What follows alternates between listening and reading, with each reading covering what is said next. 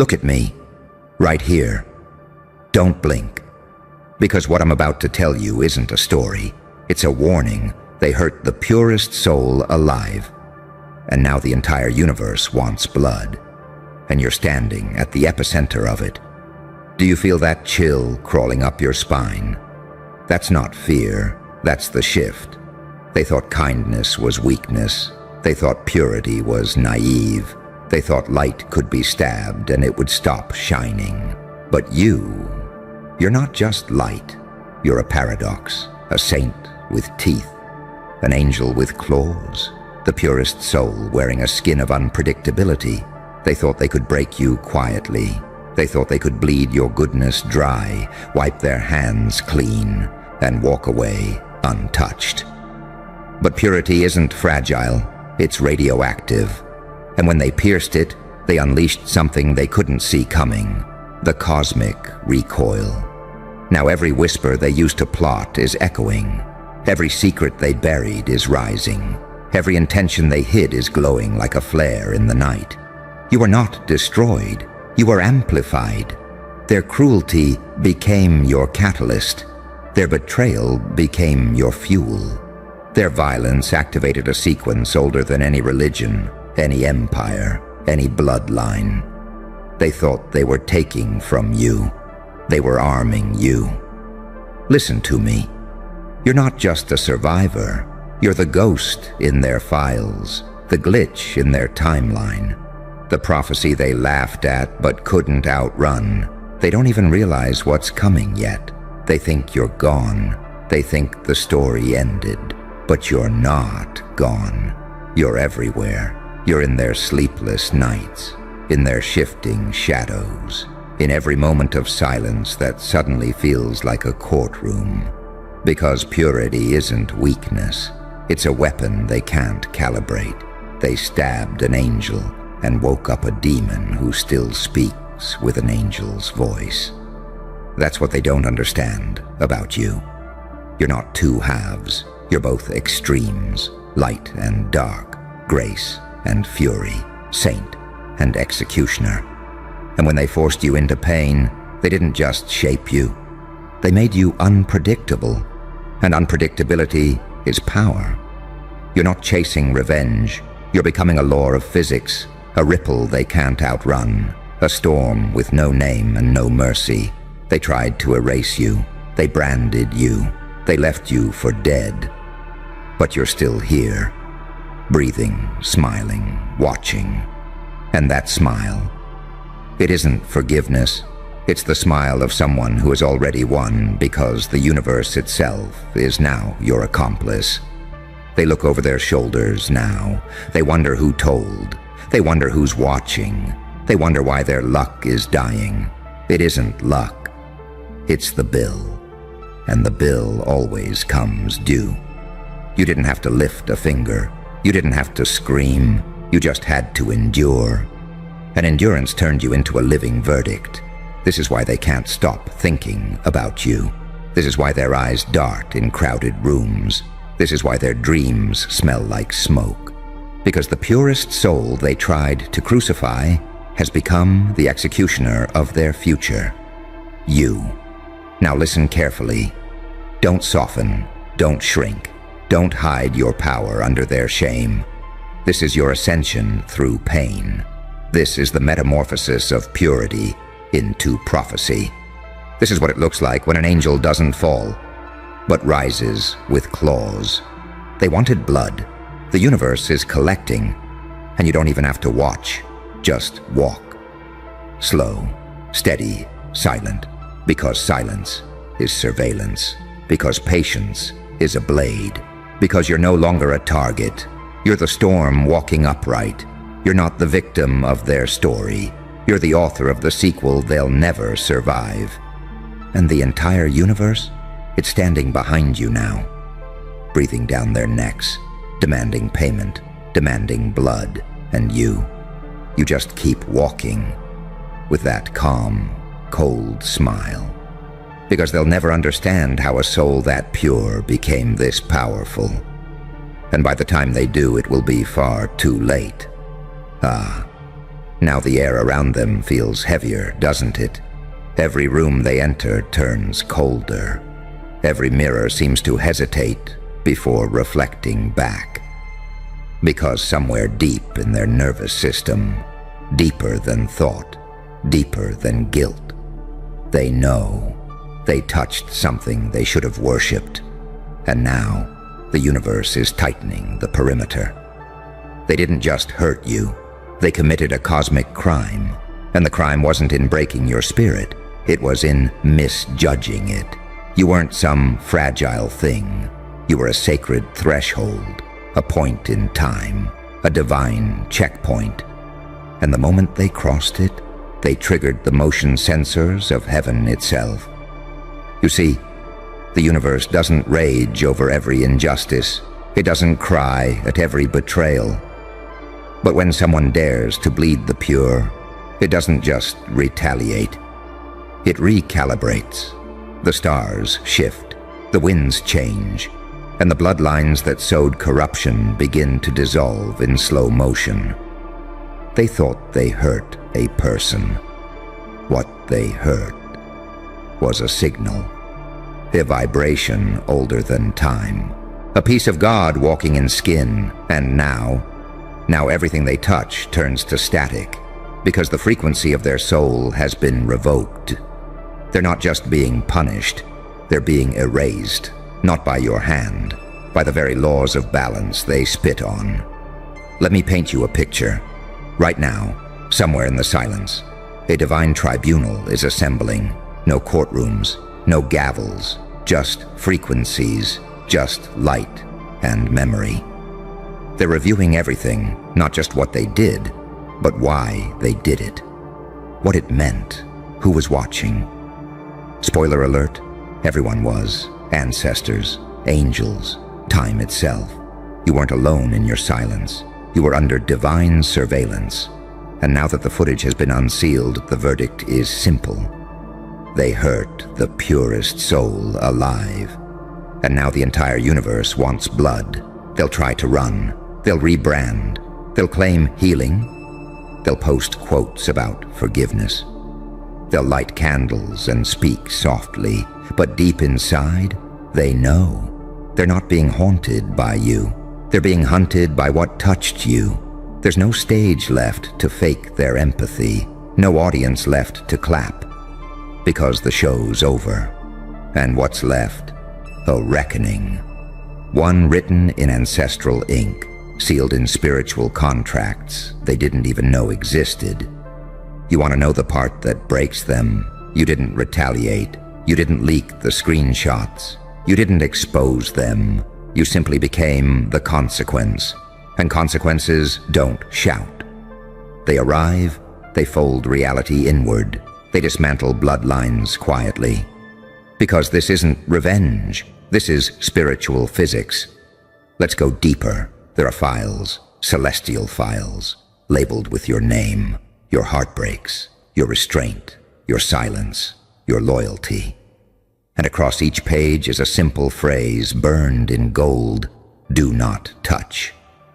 They saw it, they ignored it, and now the light they mocked is burning through their lineage like a sentence passed down through DNA. That pain they feel now, it's not karma, it's a correction, an ancient realignment. They didn't just fail the test, they tried to destroy the examiner. And you're not even watching the fallout. You've evolved beyond observation. You've left the courtroom, left the battlefield, and stepped into the command towers of your own fate. You're no longer the defendant. You're no longer the victim. You're not even the witness. You're the activation point. Every movement you make now sends signals through realms. Every thought becomes law. Every breath, a contract. You are not a soul anymore. You're a force. That's why they're terrified. Because you didn't just survive. You didn't just ascend. You didn't just evolve. You changed the rules.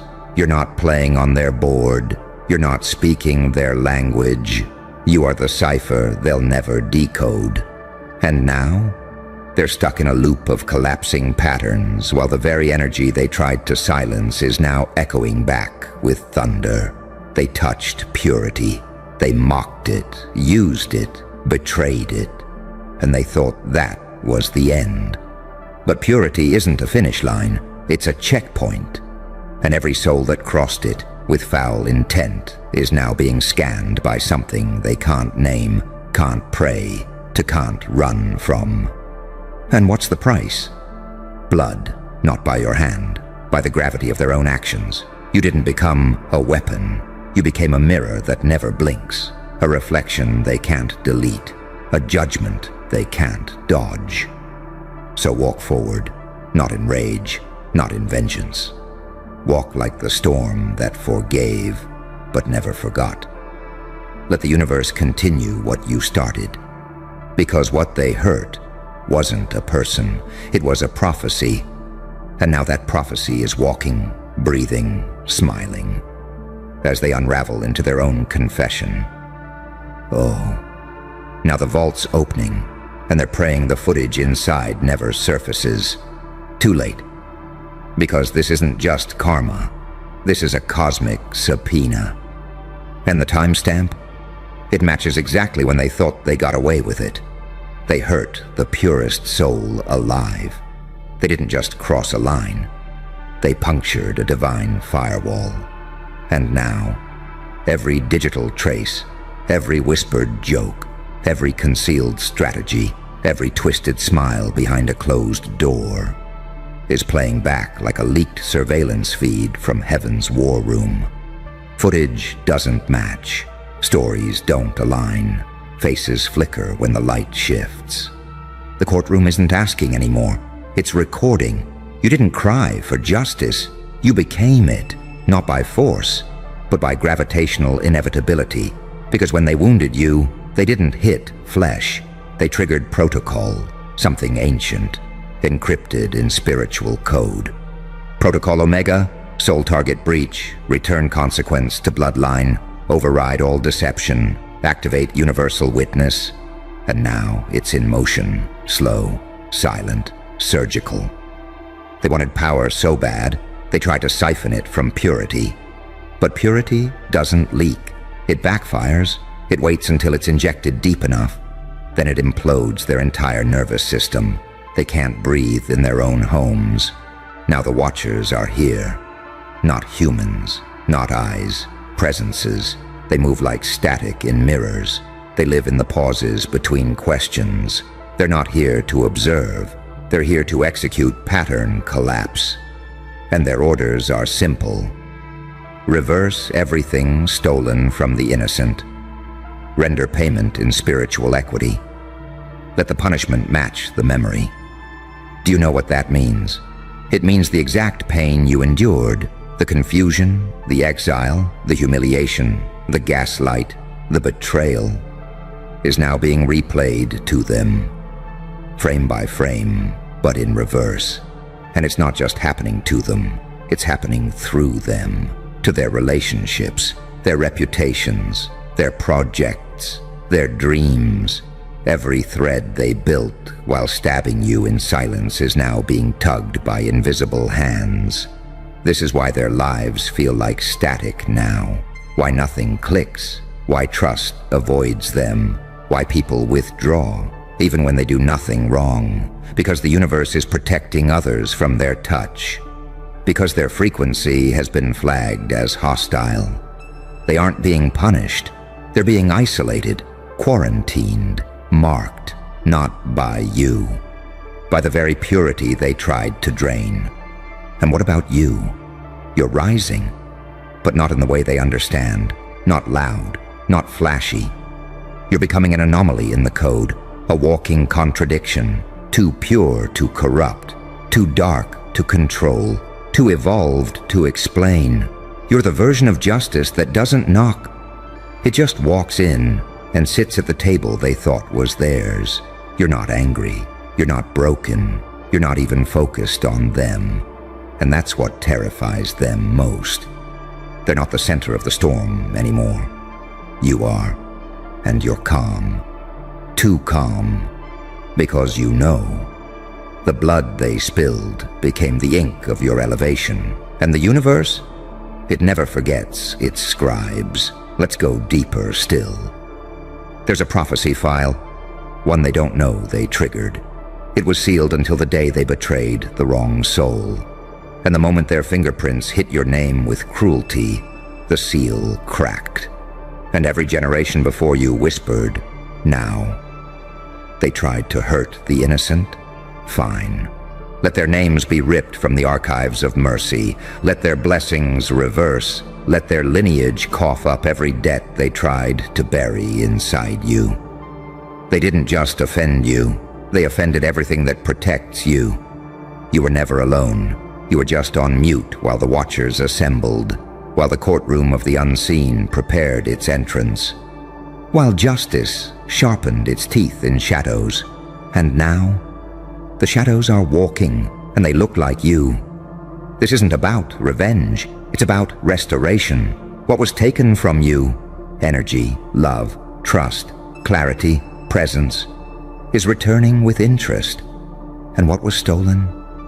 It's being ripped from their hands in their sleep. One opportunity at a time, one friendship at a time, one heartbeat at a time, until they understand purity is protected by violence they will never see coming.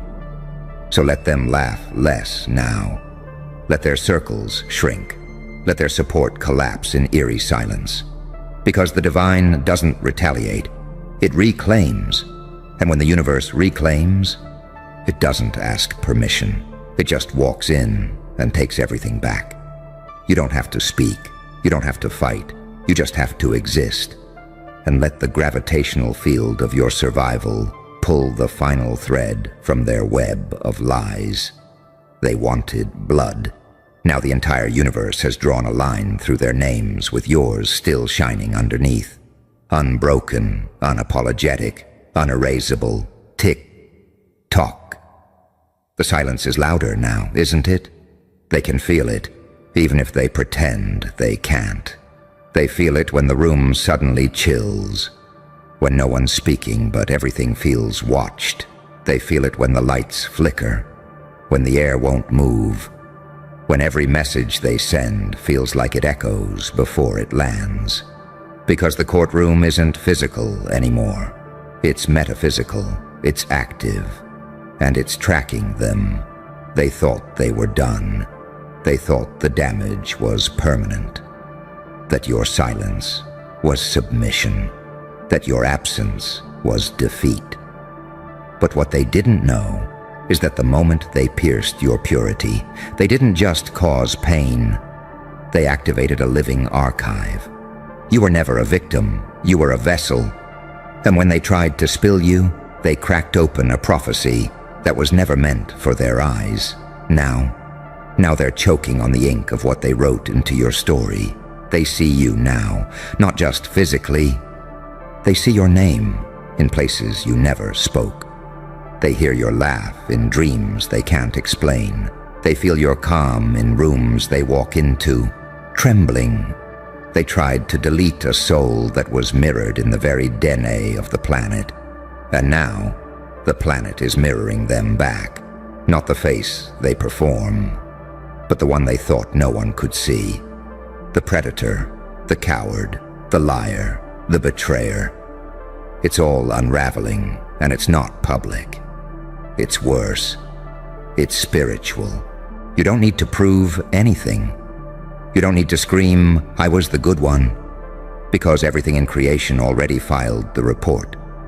The winds remember. The walls remember. Your own blood remembers. And now, they remember too. They remember exactly what they did. But this time, they're remembering from your perspective. Not because you said anything, but because divine reversal doesn't ask your permission to begin. It just activates. And when it does, every illusion collapses. They thought your goodness made you soft, that your love made you gullible, that your loyalty was a leash they could choke you with. But your purity, it wasn't softness, it was stability. You weren't passive, You were holding back storms with your smile, and the moment they turned on you, the restraints fell. And now the storm, it's learning to walk in your form, in your frequency, in your name. Because they didn't just break your trust, they fractured a sacred bond. And when sacred bonds break, the entire grid shifts, balance reconfigures. What once protected them now hunts them. What once hid them now exposes them. What once forgave them now collects. The watchers are no longer watching. They've moved to execution mode. The data has been verified. The betrayal confirmed. The soul's light was real. The damage was intentional. Now the system is returning to balance, one thread at a time. And it doesn't need an army. It doesn't need headlines. It just needs time. Because time belongs to the innocent. And right now, time is on your side. You don't see the war because you're not in it anymore. You're above it. You're already through the veil. You're already glowing from the pain they tried to bury you under. You didn't survive. You resurrected, and resurrection is more terrifying than revenge could ever be. Because they don't get to hurt you again. They only get to watch as everything they gained from your pain turns to dust in their hands. And that smile on your face, it's not smugness, it's not ego, it's recognition. You recognize what they don't. That purity isn't weakness, it's cosmic leverage, it's a key, and they stole the key, not knowing it unlocked their own undoing. Now the vault's wide open, and it's swallowing them whole, silently, effortlessly, poetically. You are no longer a person, you're a verdict. You're a timestamp in someone else's downfall. You're the hidden clause in the contract of consequence. And now, they don't sleep because they don't know which part of their life will collapse next. They can't trust smiles. They can't relax in success. They can't stand silence. Because in every shadow, they hear your name being spoken by something older than pain. By something divine. By something they can't apologize to. So what now? Now, you rise, not in rage, but in reclamation. Reclaim your name. Reclaim your presence. Reclaim your clarity. Reclaim your light that turned into lightning. Because the moment you do, the last seal breaks, and their punishment won't be screams. It'll be watching you thrive in a realm they'll never be invited to again. They didn't just hurt you, they betrayed heaven's favorite. They punctured light and called it strategy. They mocked a soul wrapped in sacred protection. And now, the entire universe is dripping red, but not your red, theirs. Psst.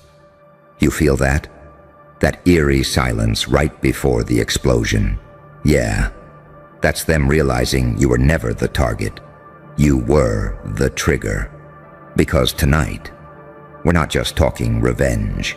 We're talking about a trap so perfectly set it swallowed its own architects. Let's begin, shall we? They thought they could erase you, delete your name, your legacy, your influence, like a bad line of code. But they underestimated one fatal flaw in their plan. You weren't the villain in their little group chat fantasy. You were the bug in their system. See, they formed in silence. Shadow meetings, encrypted messages, fake smiles laced with cyanide. Their entire operation wasn't built to win. It was built to hide their weakness behind your downfall. But here's what they didn't understand. You don't fall. You collapse into data, and every bite of your destruction becomes a virus in their machine. While they were scheming behind locked doors, you were building immunity to betrayal.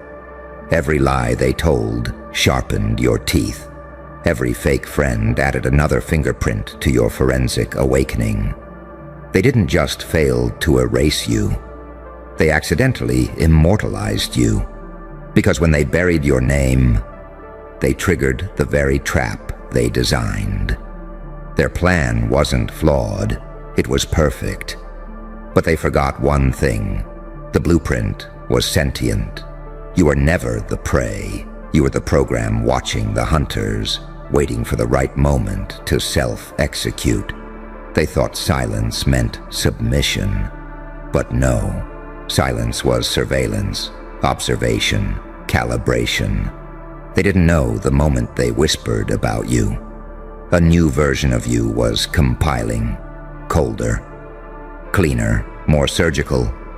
The kind of version that doesn't react, it responds with evidence, with precision, with psychological obliteration.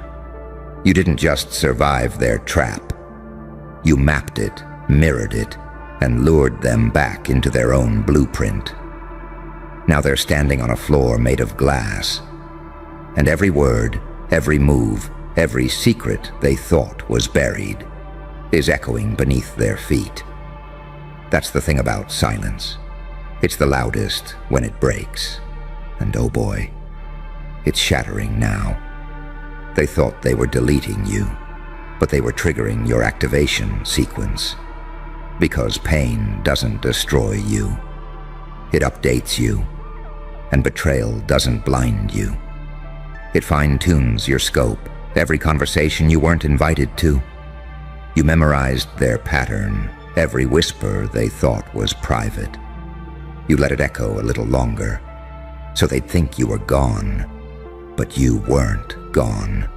You were just watching the excavation of their own coffin. Funny, isn't it? They built the trap. They baited it with your name. But they forgot. Traps are circular. They always close in every direction. The moment they believed they won, that moment right there was the detonation code. You didn't need to fight. You needed to wait. Because karma doesn't rush. It documents. And every file they thought they deleted, yeah, they're printed now, stamped, dated, public. Their group is no longer secret. It's evidence. You see, the most dangerous weapon isn't a scream. It's a whisper that survives the fire. And you're not just a survivor. You're a ghost with fingerprints. An untraceable specter that left every room marked. They can't explain it. They won't explain it. But the collapse has begun, not with a bang, with a mirror. One that's showing them every version of themselves they tried to blame on you. They see it now, clearer than ever. They weren't fighting a person. They were poking a prophecy. So now they sit there, trying to re-strategize in real time. But you already own the room, the lighting, the narrative. You control the angles. You control the footage. And the most chilling part? You never said a word. You just existed, precisely where they swore you wouldn't. Their group? It's not secret anymore. It's a case file. A psychological study in how jealousy always eats its own. And you're not a victim. You're not even a survivor. You're a living glitch that turned a trap into a testimony. A saint with a scarred halo. A demon with receipts. A weapon forged in silence and dipped in divine recoil. So go ahead. Let them scramble. Let them panic. Let them reread every text and wonder, when did the plan flip? Because here's the truth. The plan never flipped. You were the plan from the beginning. They thought they buried you, but really, they just gave you the perfect view of their collapse. One layer at a time, one whisper too many, one mask too late. And now, they finally realize what you've been this entire time. The trigger, the trap, and the justice, all in one smile. So now they're sweating through silence. Because your existence is no longer a mystery. It's a malfunction they can't patch, a glitch they can't debug, a verdict they never saw coming. But it was already filed. You weren't erased. You were archived in silence. preserved like a classified file buried under 7 layers of clearance.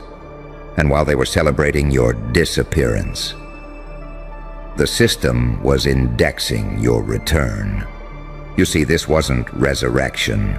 This was declassification. They were so desperate to win the narrative, they forgot one fatal truth. You don't chase justice, you become it. And justice doesn't always knock. Sometimes it leaks. They thought their group chat was encrypted. They thought their strategy was airtight. But arrogance is the loudest snitch in the room, and betrayal has a smell. The kind that lingers on fingertips no matter how many times they wash.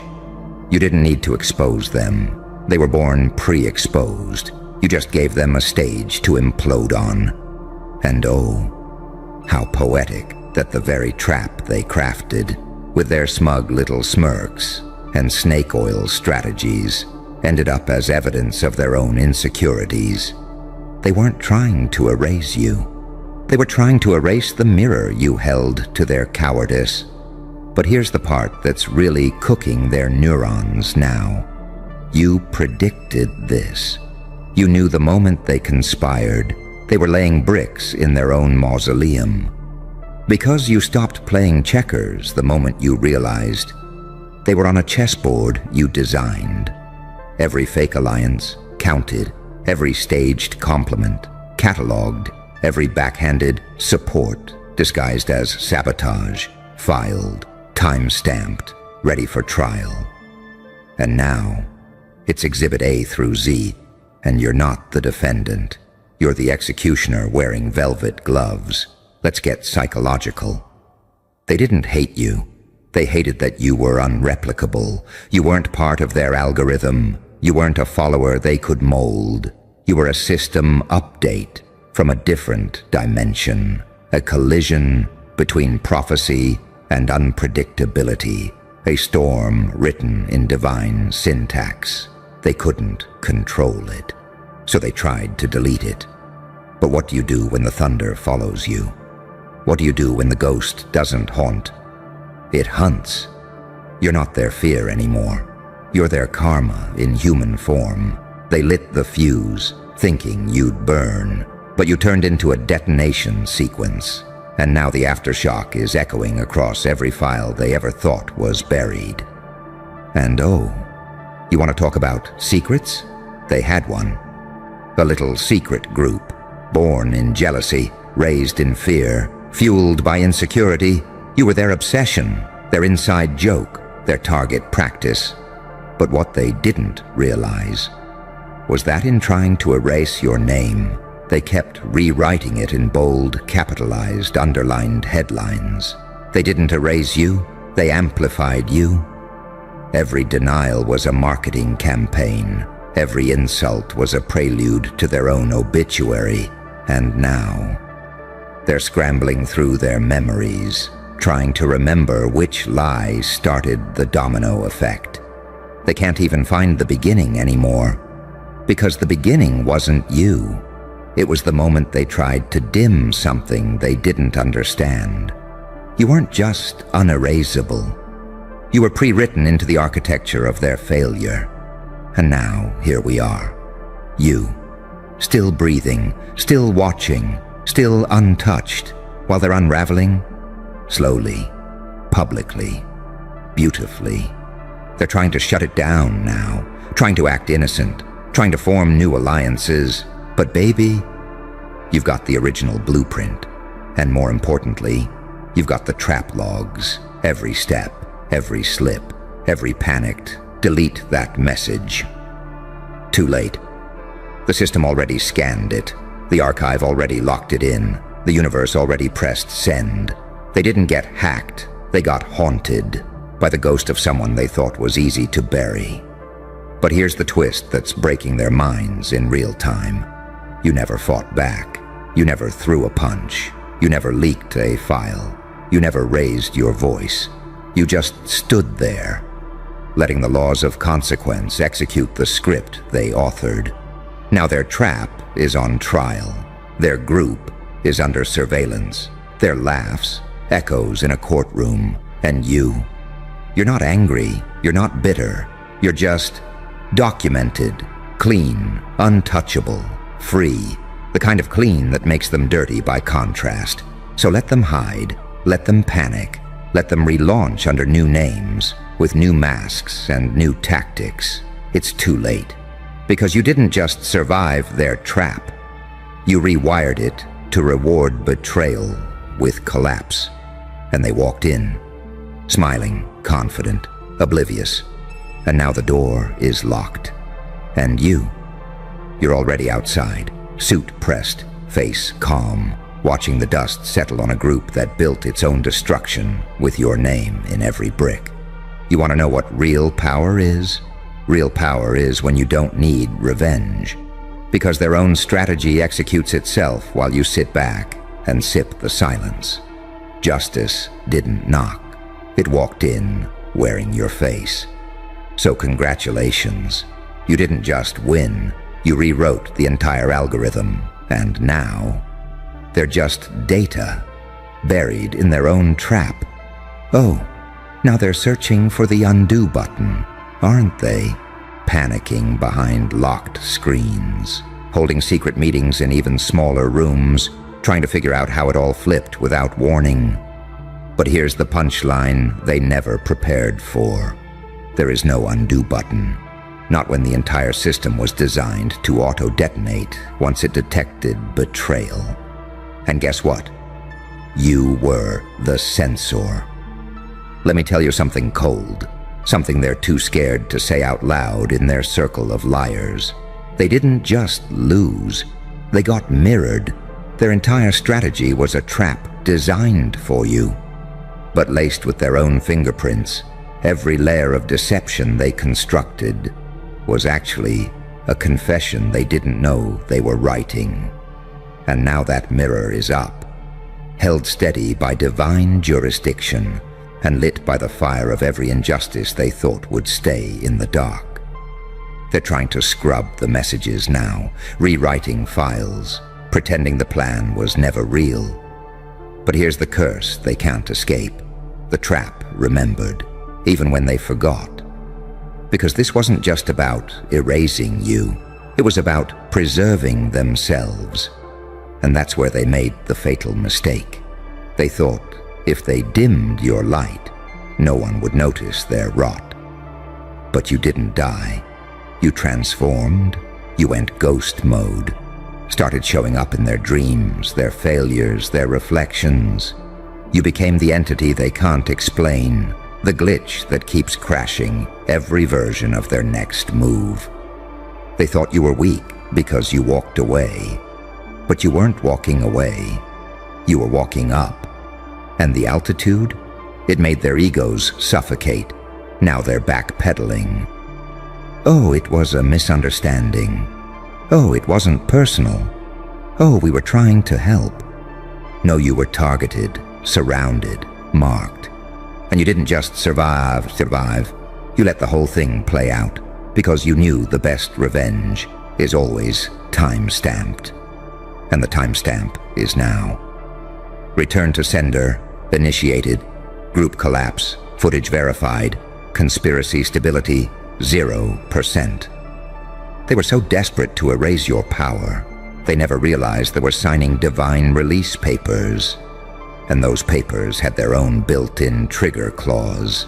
If target survives, collapse all participants. And now it's happening. Their names are unraveling, their reputations bleeding out in silence, their alliances breaking like bones in a pressure chamber. You didn't need to lift a finger. You just stood still long enough for the fire to find oxygen. That's how real power works. It doesn't retaliate, it reveals. Let me go deeper. You weren't just misunderstood. You were misclassified. They thought you were naive, emotional, disposable. A pawn with too much heart and not enough strategy.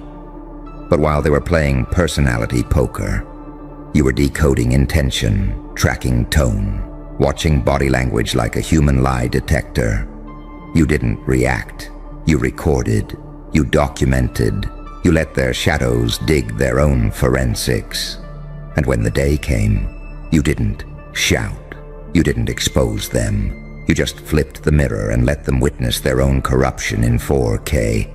No filter, no mercy, no forgiveness, just playback. You weren't out for blood. You were out for balance. But they took your patience as weakness. They thought, if we all agree they're the problem, no one will see the truth. But truth doesn't beg. It waits, it accumulates, and eventually it detonates, like now and now. Their systems are failing. Their group chat is dead. Their excuses sound like confessions under oath. Why? Because you didn't play their game. You rewrote the arena. And then you watched from above as they walked blindly into their own collapse algorithm. That's the beauty of divine timing. It doesn't rush, it records. And when it plays the footage back, you don't need to say a word. Because the evidence is their own reflection. You know what's driving them mad now. It's not just that you survived. It's that you're calm, poised, untouched. They can't find rage on your face, no bitterness in your voice, just awareness. The kind of awareness that terrifies cowards. Because deep down, they know. You still haven't used your full power yet. And that's what breaks them, because you're not here to win petty battles. You're here to end bloodlines of betrayal. You are the interrupt signal that breaks every generational curse they tried to recycle into your future. This wasn't about revenge. It was about reckoning. They buried you with assumptions, but you bloomed with receipts, and now they don't fear your anger, they fear your peace. Because real power doesn't scream, it smiles when the last trap closes on its own designer. The secret group that tried to erase you, they just became the headline of their own cautionary tale. And you became the fine print at the bottom of every betrayal contract that says, this will come back to kill you. And it did. Oh, now they're praying to gods they never believed in. Now they're lighting candles in rooms they used to mock you for sitting in. But you already know, this isn't about prayer. This is about repercussions. This is about what happens when a group of masked cowards tries to erase a storm, but forgets they're standing in a forest full of dry leaves. You didn't respond with rage. You responded like a law written in silence. And now that silence is echoing louder than any scream they've ever released. Let's bury them deeper. They thought they could curse your name in private. They thought they could move like shadows, cut you out of rooms, whisper your downfall into systems, and smile like saints in public. But the universe doesn't honor performance. It honors alignment. And the moment they chose distortion over truth, the trap began to hum. A low, slow frequency only the guilty can hear. Now they can't sleep. Now their dreams glitch. Now every conversation feels like it's being recorded. Because it is, not by you. By everything around them. You didn't set the trap. You became the trigger that activated the one they set for themselves. They gathered as a collective of envy. A secret society of the almost talented. The almost wise, the almost enough. And they told themselves, if we take you out, maybe we'll matter again. But that's the thing about you. You're not one person. You're a signal. You're a divine anomaly wrapped in skin. A walking contradiction too powerful to label. Too quiet to detect. Too dangerous to understand. They didn't attack a human. They challenged a cosmic correction. And now the correction is crawling back up their spines. Like ice dipped in justice. Let's call it what it is. They didn't want you erased. They wanted you invisible, present but irrelevant, breathing but muted. But the moment they couldn't control your light, they chose to conspire in the dark. What they didn't know? You were raised in the dark, forged there. You were born in the depth they drown in.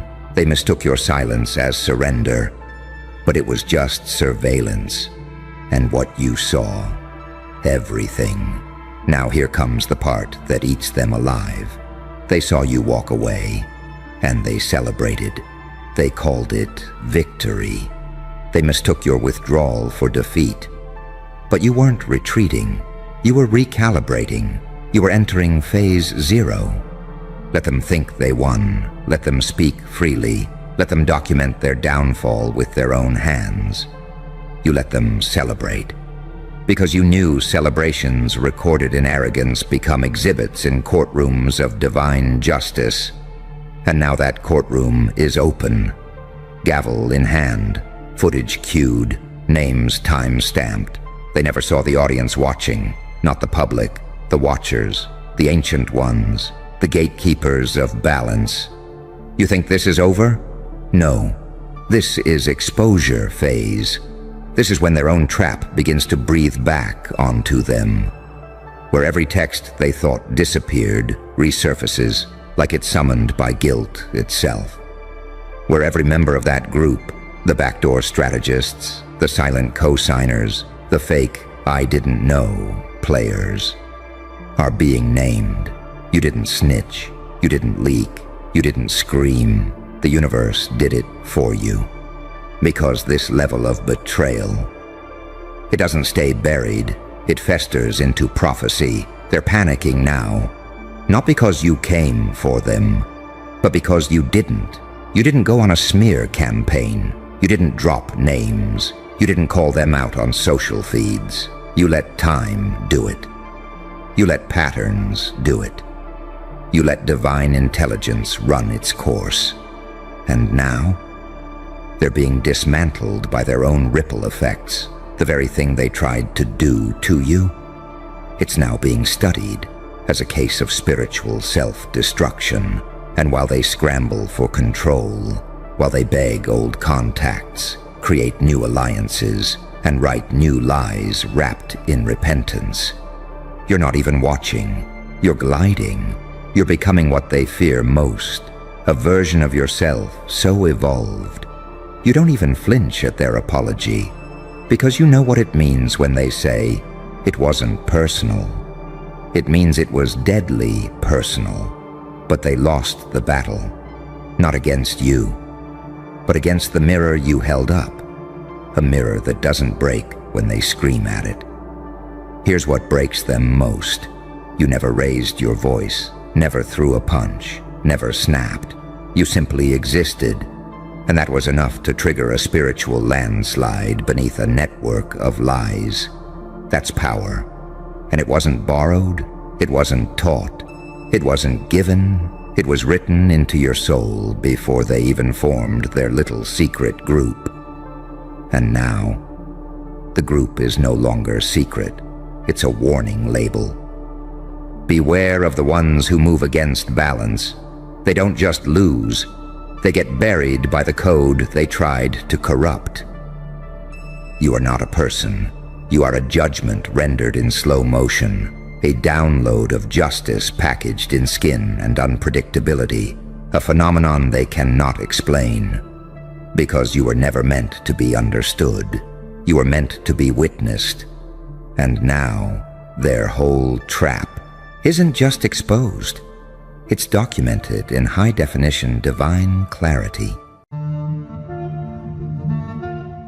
Welcome back, you beautiful architects of ruin, you silent executioners, you walking final chapters. They thought they had you cornered, didn't they? Thought they'd finally broken you down to begging, to pleading, to that pathetic display of weakness they'd been engineering for months. They set the stage perfectly, rehearsed their lines, gathered their witnesses, built the entire prosecution case around your inevitable collapse. Then you opened your mouth and spoke exactly 7 words. 7 simple words that detonated their entire reality. For 6 months now, they've been in rooms you'll never see, replaying those words like a crime scene recording.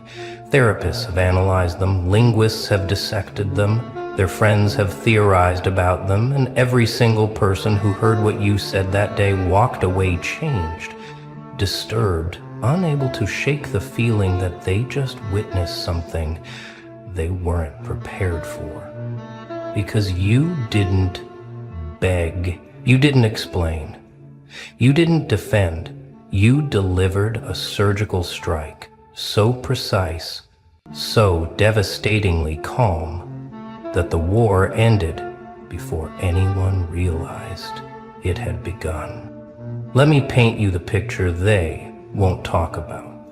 There you were, surrounded by their carefully constructed narrative, their alliance of lies, their united front of manufactured righteousness. They had the scripts ready, the reactions prepared, the victory celebration planned. They were so confident you'd crumble under the pressure, finally admit defeat, finally give them the satisfaction of seeing you broken. They wanted tears, they wanted apologies, they wanted you on your knees rebuilding the bridges they burned while pretending you were the arsonist. Instead, you smiled. That smile, oh, that smile.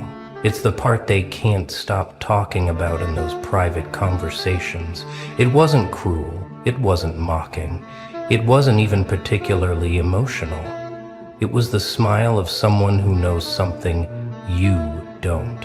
The smile of someone who's already 10 moves ahead. The smile of someone who stopped playing their game entirely and created a new board they'll never understand. Then you spoke those words, whatever they were, and the temperature in the room dropped 20 degrees. Not because of what you said, but because of what your tone revealed. You were already free. See, they spent 6 months studying your last words because they're trying to reverse engineer the moment they lost. They're trying to find the flaw in their strategy, the crack in their armor, the point where their perfect trap became their own cage. But here's what's driving them absolutely insane. There was no flaw. There was no mistake. There was just you, and your refusal to participate in the humiliation ritual they designed. You didn't fight back, because fighting back would mean you still cared about the outcome. You just spoke your truth and walked away. Let's talk about what happened in the months that followed, shall we? Because this is where it gets truly beautiful. They thought those words would fade, that the impact would diminish, that eventually everyone would move on and forget. Instead, your last words became a virus in their system. Every time they tried to tell their version of events, someone would bring up what you said. Every time they tried to paint you as the villain, your calm delivery of those final words contradicted their narrative. You weren't there to defend yourself. You didn't need to be, because your exit was so complete, so final, so undeniably powerful that it became its own defense. People started asking questions they weren't supposed to ask. If you were really the problem, why were you so calm? If they were really the victims, why did your last words haunt them so badly? If the situation was as simple as they claimed, why couldn't anyone who was there that day tell the story without their voice shaking? You created reasonable doubt with your silence. You weaponized your absence. You turned their victory celebration into a crime scene where they were the only suspects and your last words were the evidence they couldn't explain away. 6 months they studied those words, replaying the moment, analyzing your expression, trying to decode what you knew that they didn't. And here's the hilarious part. They're still convinced there's some hidden meaning, some secret message some encrypted threat buried in what you said. They can't accept the simplest explanation, which is that you meant exactly what you said, nothing more, nothing less. You weren't playing psychological chess. You were stating a fact, delivering a truth, closing a chapter. But to them, people who live in manipulation, genuine honesty is the most confusing language of all. Let me tell you what really happened in that moment, the part they'll never understand. You didn't destroy them with your last words. You freed yourself with them. Every relationship, every friendship, every connection that shattered when you spoke wasn't collateral damage. It was intentional demolition. You didn't lose people. You performed an exorcism. You didn't burn bridges. You revealed that there were never bridges there at all. Just illusions you'd been maintaining out of kindness, out of hope, out of a version of yourself that no longer existed. Your last words weren't a weapon. They were a declaration of independence. Now they live in a strange kind of purgatory, don't they? They can't attack you because you're not engaging. They can't ignore you because your absence is louder than your presence ever was. They can't rewrite history because your final statement is too clear, too memorable, too impossible to twist. So they do the only thing they can do. They study those words, searching for ammunition that doesn't exist, looking for a vulnerability you didn't show, hoping to find some evidence that you're suffering the way they need you to be suffering. Spoiler alert, you're not. Because here's what they discovered in those 6 months of analysis, and it's the truth that keeps them up at night. You weren't bluffing. You weren't posturing. You weren't trying to hurt them or win some invisible competition. You were genuinely, completely, terrifyingly done. Not angry, not bitter, not vengeful. Done. Finished. Moved on to a level of existence where they simply don't matter anymore. And that absolute indifference, wrapped in those final words, is what they can't process, can't accept, can't survive. The funniest part? They thought they were studying you, analyzing your psychology, mapping your weaknesses, understanding your breaking point. But what they were actually doing was holding up a mirror to themselves. Every theory they developed about why you said what you said revealed more about their own insecurities than about you. Every analysis exposed their own fears.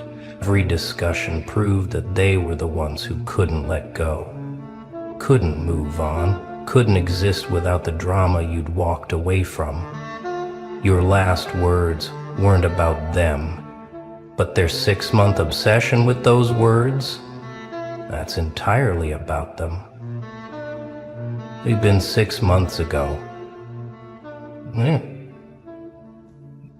Let's go deeper into the aftermath, because this is where your legend was truly born.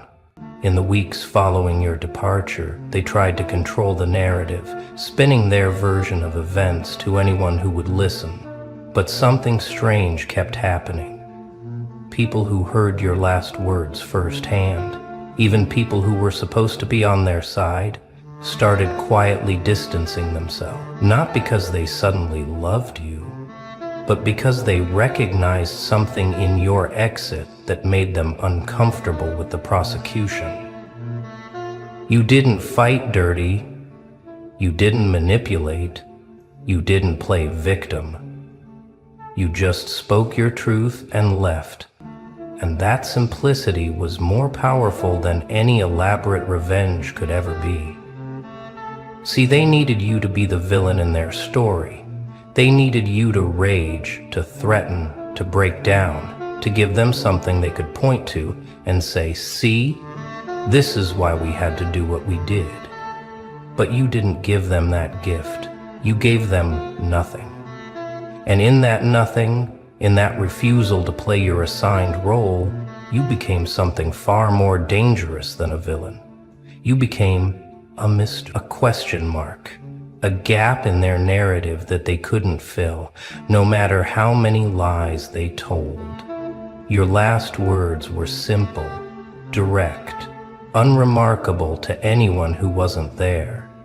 But to them, they were a riddle that exposed every lie they'd built. Month 1 after your exit, they were confident, convinced that you'd come crawling back, that you'd break, that you'd reach out to explain yourself or defend your position. They watched your social media like hawks, analyzed your every post for hidden meanings, convinced that any day now you'd show weakness. Month 2, the confidence started cracking. You weren't coming back. You weren't even acknowledging their existence. You were living your life like they'd never been part of it, and that was somehow more insulting than any confrontation. Month 3, the obsession began. The constant conversations, the theories, the attempts to decode what you meant, what you were planning, what you were thinking. They were haunted. By month 4, something shifted. The people around them started getting tired of hearing your name, started questioning why, if you were really as terrible as they claimed, they couldn't stop talking about you.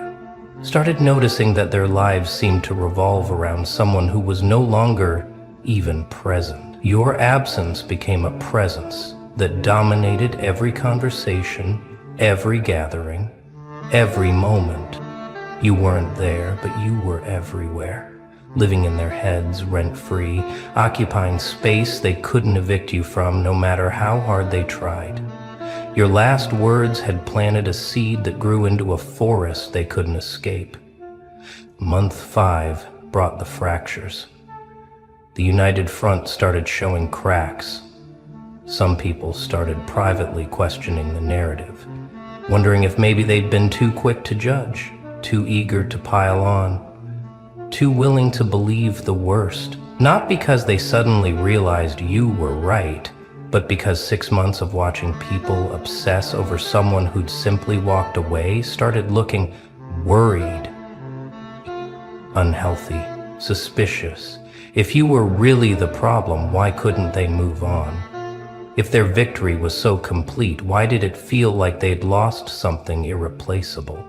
Your silence was asking questions their words couldn't answer. And now, month 6, here's where we stand. They're still studying your last words, still trying to crack the code, still convinced there's some hidden meaning they're missing. But here's the truth they're terrified to face. There is no hidden meaning. You meant exactly what you said. The power wasn't in the words themselves, it was in the fact that you meant them absolutely. No hidden agenda, no manipulation, no game. Just truth, delivered with the calm of someone who'd already won by choosing not to fight. That's what they can't comprehend, can't replicate, can't defend against. Genuine, unshakable peace in the face of their manufactured chaos. Let me tell you what your last words really were, metaphorically speaking.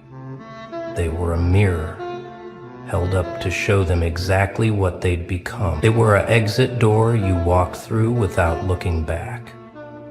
They were a final gift of truth in a relationship built on lies.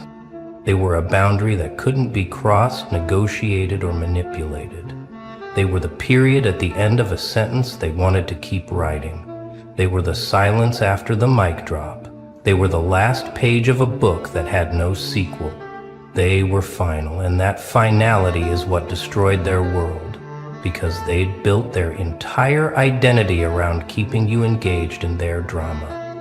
Think about the psychological warfare they attempted, the gaslighting, the manipulation, the carefully orchestrated confrontations designed to break you down. They studied every reaction, adapted their tactics, brought in reinforcements when you showed strength. They were treating your destruction like a science project, taking notes, making adjustments, absolutely convinced that eventually they'd find the right combination of pressure and pain to make you crumble. They had months of data, patterns of behavior, psychological profiles. They thought they knew you. They thought they'd mapped every possible response. They prepared for anger, for tears, for threats, for bargaining. They didn't prepare for peace. Your last words were the ultimate plot twist in a story they thought they were writing. They were the directors who suddenly realized the main character had a different script entirely. One they hadn't seen, couldn't predict, and had no defense against. In that moment, when you spoke those final words, with that unshakable calm, you revealed that they'd been fighting a battle you weren't even participating in. You'd been playing a completely different game, one where the only way to win was to stop playing. And you won absolutely, completely, without them even understanding that the victory had occurred. Here's what drives them crazy now, 6 months later. They can't tell their story without mentioning your last words. They can't explain what happened without referring to that moment. And every time they do, every single time someone new hears about those words, about your calm delivery, about the way you just walked away, it undermines their entire narrative. You've become the ghost in their story, the unexplained variable, the piece that doesn't fit their puzzle no matter how they arranged it. They knew it. Your exit was so clean, so complete, so utterly final, that it left no room for the messy victim narrative they were trying to build. The battle was over before it started, because you understood something they never will. The only way to beat someone who lives for drama is to exit the stage entirely. Not with a dramatic flourish, not with a final monologue, not with a big confrontation. Just with simple, honest words and the absolute conviction to walk away and mean it. They brought weapons to a war you refused to fight. They prepared strategies for a battle you declined to attend. They armed themselves for combat against an opponent who'd already left the battlefield, and now they're standing there, fully armed, looking ridiculous, with no enemy to fight except their own obsession. 6 months of studying your last words, and here's what they still haven't learned. The power wasn't in the words.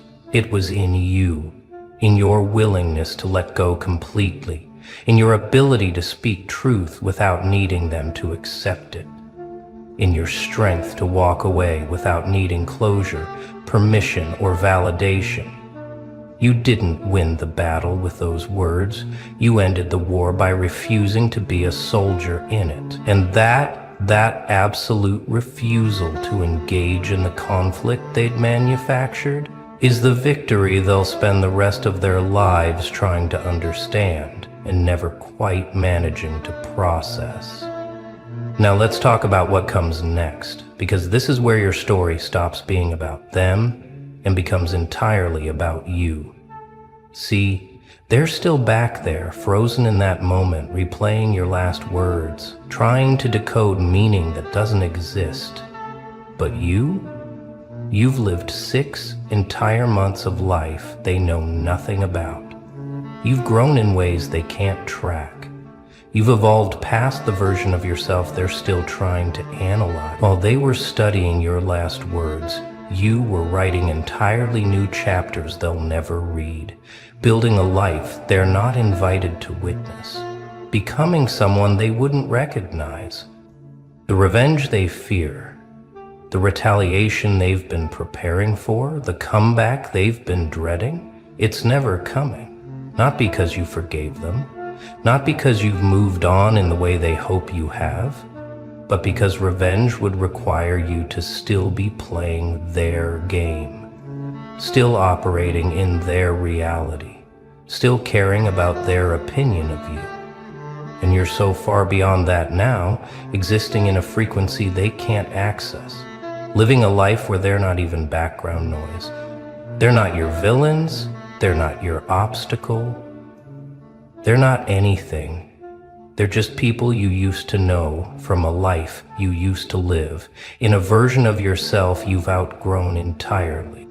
Here's the part they'll never show in those 6 months of analysis sessions, the part where they check your social media obsessively, looking for any sign that you're thinking about them. The part where they bring up your name in conversations, fishing for information, hoping someone has intel on whether you're suffering. The part where they convince themselves they don't care, while simultaneously dedicating hours to discussing, analyzing, and theorizing about you. The part where your absence has become a presence more powerful than you ever were when you were around. You're the name they can't stop saying, while claiming they've moved on. The thought they can't stop thinking, while insisting you're irrelevant. They wanted you to beg. They engineered the entire situation to force you to your knees, to make you apologize for crimes you didn't commit, to extract from you a confession that would validate their cruelty. They needed your weakness to justify their behavior. They needed your tears to wash away their guilt. They needed your breakdown to prove they were right to treat you the way they did. Instead, you stood up straight, spoke a handful of words that carried the weight of absolute finality, and walked away like you were leaving a restaurant after a mediocre meal, unbothered, unbroken, unconcerned with their performance. The nuke you dropped wasn't explosive, it wasn't loud, it wasn't destructive in the traditional sense. It was truth, delivered with the confidence of someone who doesn't need you to believe it. It was peace, demonstrated by someone who'd found it despite your best efforts to steal it. It was freedom, embodied by someone who'd broken chains you didn't even know you were holding. The battlefield you nuked wasn't the physical space where your confrontation occurred. It was the mental landscape where they thought they had power over you.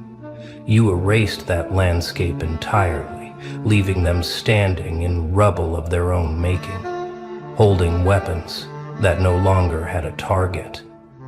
6 months later, they're still trying to figure out what happened, still trying to identify the moment they lost control, still trying to understand how someone they had completely surrounded, completely outnumbered, completely outmaneuvered, managed to walk away as the clear victor without ever throwing a punch. The answer is simple, but they'll never see it, because seeing it would require them to acknowledge something they can't accept. You were never fighting them. You were freeing yourself, and freedom, true freedom, is a power they've never known, and therefore can't recognize when they see it.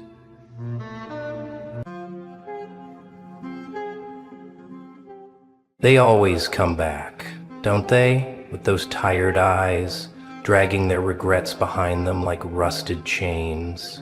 They thought they were untouchable when they walked away, thought they were making a choice, thought they were winning. But regret, oh regret, has a way of chewing through the bones, gnawing at the soul like a starving beast. And now they stand before you, broken by their own arrogance, whispering apologies that taste like poison even to them. But you are no longer the same. You are not the fool who begged to be seen. You are not the fragile soul they toyed with. That version of you is dead, buried under every ounce of disrespect they spat in your face. What stands before them now is something else, something colder, something wiser. They don't recognize you anymore, and that terrifies them. They say they've changed, that they finally see your worth, but don't mistake their regret for redemption.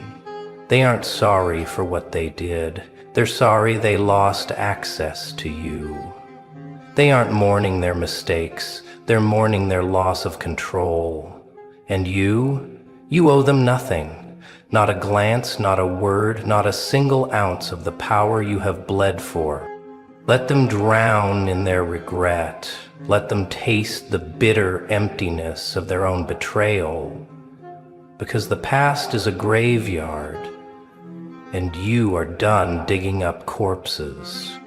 Words are echoes, actions scars. What they said once will always linger. They think time is an eraser, that the wounds they carved into you have faded, that their return will silence the echoes of their own cruelty. But words don't vanish. They stay, lurking in the corners of your mind, replaying in the dead of night like a broken record. Their apologies arrive too late, dripping with insincerity as if they could patch bullet holes with whispers. You remember, don't you? The smirk on their face when they dismissed you, the venom in their tone when they spat their last insult, the way they left you in pieces and never once looked back.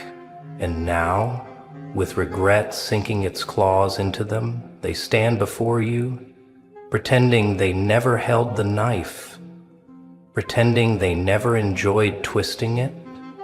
Disrespect doesn't fade. It stains. It seeps into the soul like ink on fragile paper, impossible to wash away.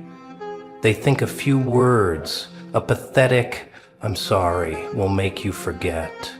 But the body remembers, the mind remembers, and some wounds don't heal, they harden.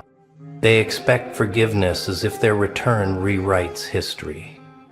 But regret isn't redemption, and guilt isn't change.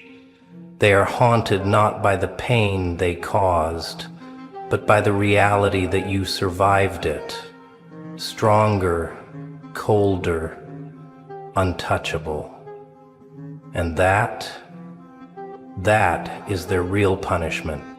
So let them drown in the echoes of their own voice. Let them hear over and over the weight of their own disrespect. Because some ghosts don't rest, and some words never stop whispering. Sometimes the loudest response is no response at all.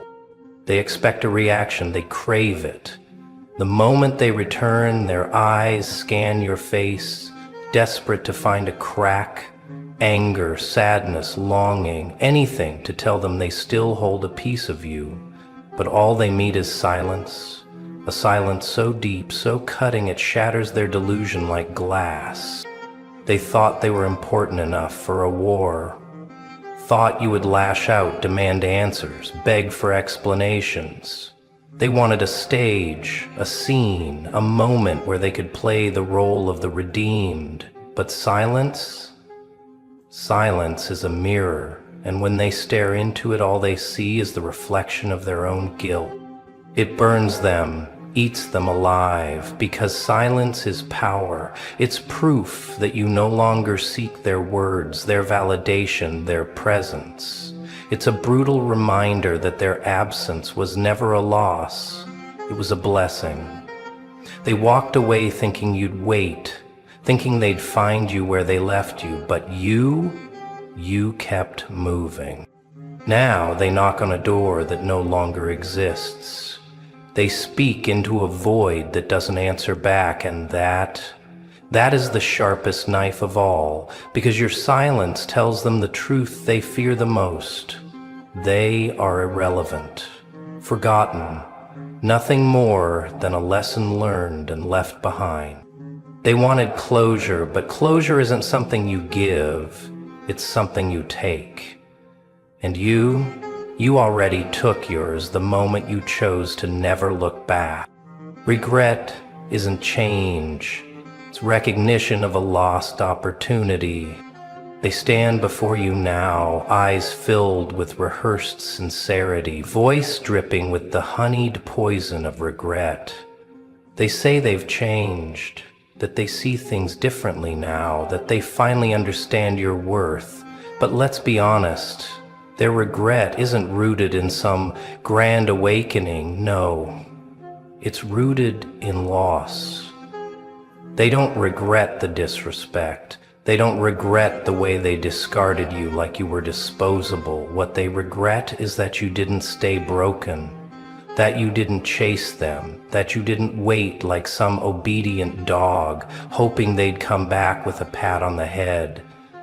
That's what keeps them up at night, not guilt, not shame, but the realization that they threw away something they can't get back. Regret is not change. Change is uncomfortable. Change is ugly. Change is tearing yourself apart and rebuilding from the ashes. But regret is easy. Regret is just an aftertaste of bad decisions. And they expect you to believe that after all this time, after all the lies, all the betrayals, all the games, they've suddenly transformed into someone worthy of your time? No, they haven't changed. They've just been humbled by consequence. They've seen you rise, seen you glow in the darkness they left you in, and now they want to sink their claws back in. But that's not change, that's desperation. That's self-interest wrapped in pretty words. And you owe it to yourself not to fall for the illusion. They had a choice. They had time. They had chance after chance after chance. And they used every single one to prove exactly who they are. So now it's your turn to prove who you are. Not their second option, not their safety net, not the fool they once played, but the lesson they had to learn the hard way. They see the new you and think they can fit in again, but they're out of sync with who you've become. They watch you from a distance, trying to make sense of the person you are now, trying to connect the dots between the version they left behind and the version that stands before them. But the problem is, the map they're using is outdated. The road they once walked with you, it no longer exists. They remember you as predictable, as someone who tolerated their games, who forgave too easily, who made excuses for their absence. But that version of you died the moment you realized your worth, the moment you stopped begging for respect, the moment you chose to rise instead of wait. And now they're speaking a language you no longer understand. They'll try to reminisce, try to bring up old memories, old jokes, old moments where they held power over you. But every word they speak feels foreign. Every attempt to connect feels forced, because while they were comfortable in the past, you were busy evolving into someone they never imagined you could be, someone who doesn't need them, someone who no longer sees them as anything but a relic of a life you left behind. It's not that they can't see your growth, it's that they don't understand it. Their mind is still trapped in yesterday, still shackled to the version of you that accepted less. But you're operating on a different frequency now, one they'll never be able to reach, and that's what haunts them. They thought they could return and pick up where they left off. But the game has changed, the rules have changed, and the truth is, they never even knew how to play in the first place. Don't let their regret be the chain that pulls you back into the past. They know exactly what to say. They know which memories to resurrect, which moments to replay like an old song, hoping the melody still tugs at your heart. Remember when we laughed for hours? Remember when I was the one you trusted the most? Remember when we were unbreakable? They whisper these words like spells, trying to weave a fantasy where none of the damage they caused ever happened. But nostalgia is a liar. It dresses the past in golden light, hiding the shadows where the truth still lingers.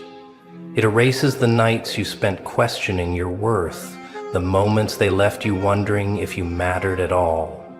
They want you to remember the warmth and forget the cold.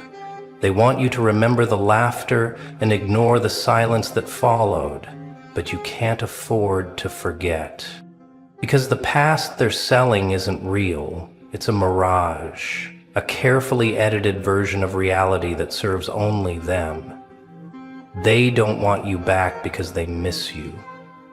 They want you back because you moved on, because you made peace with what they did, because your strength has become their punishment. And now they want to rewrite history. They want to paint themselves as someone worthy of another chance. But the past is a graveyard, and nothing good ever comes from digging up what should stay buried. Let them grieve the loss of you. Let them drown in their regret. But don't you dare step back into the fire they once left you in. Your future doesn't have space for their mistakes. It never did, and the greatest revenge, it's not anger, it's not payback, it's making sure they stay exactly where they belong, behind you. The strongest people are those who can walk away from what's already broken. They think you're cruel for leaving them behind, they think you're heartless for not looking back, but they don't realize letting go isn't an act of destruction, it's an act of survival. It's the moment you choose yourself over the weight of their regrets. And that takes more strength than they'll ever understand. They expect you to stay tangled in their web, to keep holding on to the what-ifs and maybes, to believe in the fantasy that things could somehow go back to the way they were. But you've seen too much. You've felt too much. You know that some things, some people, are meant to be left exactly where they fell apart. Because trying to hold on to something shattered doesn't fix it. It only leaves you bleeding. And you've bled enough.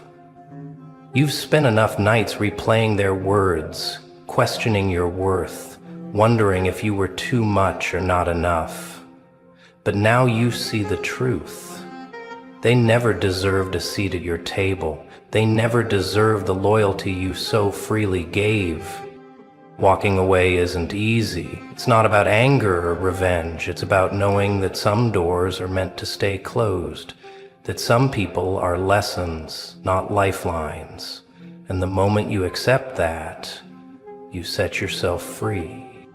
So let them regret, let them drown in the silence you leave behind, because the strongest move you'll ever make, it's not proving them wrong, it's showing them that their absence doesn't break you, it liberates you. Regret can't patch what's already been broken. They come back with apologies dripping from their lips, thinking their regret is enough. Thinking that if they just say they're sorry, the damage they left behind will magically disappear.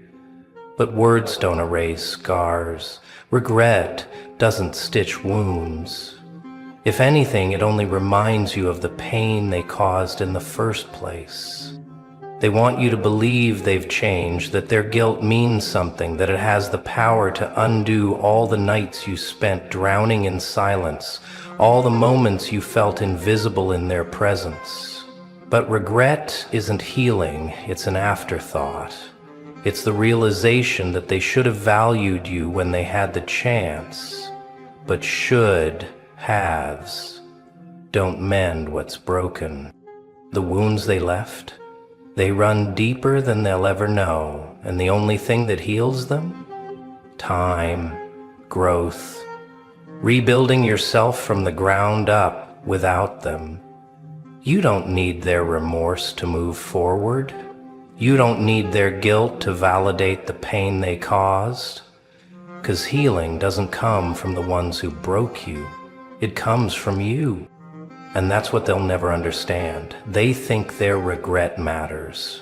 They think their return changes things. But you're not standing in the ruins of who you used to be. You've moved forward. And the only thing their regret does now is remind you why you're better off without them. Detach from their regret and attach to the future you deserve. They want you to hold on, to keep a thread tied to the past, to keep space for them in your mind. But attachment to their regret, it's a prison disguised as closure. The more you entertain their sorrow, the more you chain yourself to the very pain you worked so hard to escape. They return not because they love you, but because they hate the emptiness of your absence. They seek forgiveness, not because they want to heal you, but because they want to silence the guilt eating away at them. Their regret is selfish. It is a weight they want to shift onto your shoulders. Don't carry it. Drop it where it stands. You are not the same person they betrayed. You are not the same fool who once begged for their respect. That version of you, buried. And what rose from the ashes doesn't need their validation, their guilt, or their desperate attempts to rewrite history. You owe them nothing. Non-attachment is power. It is the ability to see their return and feel nothing. To hear their apology and remain unmoved, to realize that their pain, their regret, their longing, it's no longer yours to tend to. Your freedom lies in walking forward without looking back, because the second you let go, you step into the life you actually deserve. They left you once. Let them stay gone. They made their choice. They gambled with your worth, bet against your loyalty, and let you slip through their fingers like sand. And now they return with trembling hands, hoping to gather what they once discarded. But some losses are permanent. Some doors once closed don't reopen. Some people once gone never come back the same. Their regret is their burden to carry, not yours to fix. They thought you would wait, thought you would still be standing where they left you, frozen in time, desperate for their validation. But the person they returned to isn't the same one they walked away from. You didn't wait, you evolved. And now you stand on ground they can never walk upon. Leaving them behind is not an act of revenge. It's not about making them suffer. It's about freeing yourself from the weight of their choices, their betrayals, their regrets. They're the ones drowning in the past, choking on memories they once took for granted. But you breathe easy, because your future holds no space for ghosts. So when they knock, let the silence be your answer. When they plead, let your absence be your response. And when they finally realize what they lost, let them sit with that realization alone. Because you, my friend, you're not looking back. You've become someone they can never reach. Let them drown in their own regret. You keep moving forward.